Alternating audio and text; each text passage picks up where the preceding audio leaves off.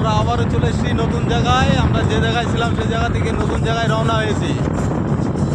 যাচ্ছি আমরা রাস্তাতে, গাড়ি আছে, গাড়িতে ফোর হুইলারে আমরা যাচ্ছি সবাই মিলে একসাথে। দেখতে পাচ্ছেন তো আপনারা, নতুন নতুন জায়গা, কি সুন্দর জায়গা, সত্যি কি রোড মাইরি, এই রাস্তা তো একদম